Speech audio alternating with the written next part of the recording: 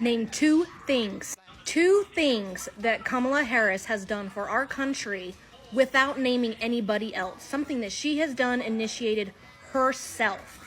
Two things that she has done as the acting VP of the United States of America in the last 3.5 years. Two things. So I've seen this tired take maybe 10, 20 times on my FYP in the last few days.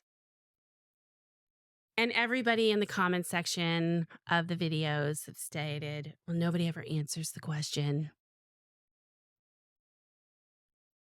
Well, nobody really ever answers the question because it's really not a question asked in good faith. For two reasons. You're not asking the question because you're truly interested or even have an inkling to vote for Kamala Harris. You have an agenda. You're going to vote for the other guy, and that's fine. You do you. That's your prerogative. That's fine. But the second reason is the way the question is asked. What has Kamala Harris done independently without using anybody else's name? She's the Vice President of the United States. As Vice President of the United States, her job is to promote the initiatives of the current administration that she's working with. And currently, the administration is that of Joe Biden. She's not the president. She's the vice president. So it's his initiatives. It's the things that he wants to be legislated on, passed, whatever. She doesn't work independently. But let's be real.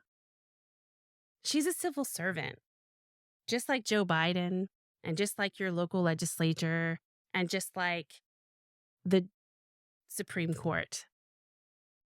They're all civil servants. And honestly, none of them work independently, not effectively anyway.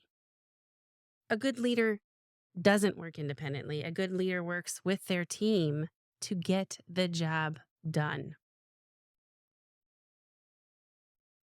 Kamala Harris was a senator. She worked as a legislator before she became the vice president. And as a legislator, if you want any legislation that you've written taken seriously, you have to have a co-author, and it should be bipartisan. It should be somebody from the other side, a Republican. And she's proven to do that. She can do that. She can cross over the other side and do that. She's done that her whole career. She worked as a prosecutor for the state of California, the state prosecutor, which meant that she had to work with the governor, that she had to work with the legislation, that she had to work with the state Supreme Court, that she had to work with the other judges in the lower courts and the appellate courts.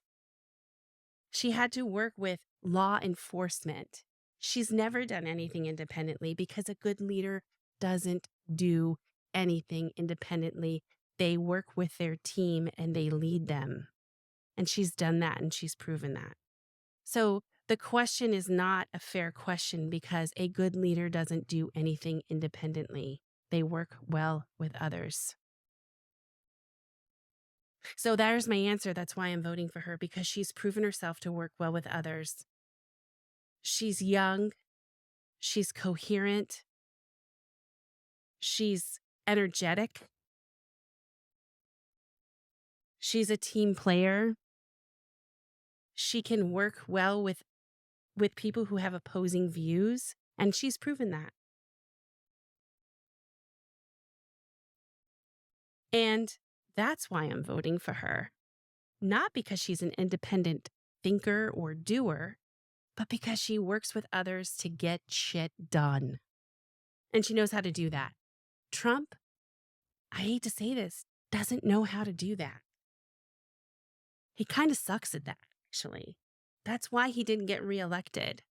That's why he failed so miserably during the pandemic. That's why he not only lost the 2020 election. But in theory, being that he was the leader of the Republican Party in 2018, he lost that election. He also lost, and in 2022, the Republicans lost again. And hopefully in 2024, they continue to lose.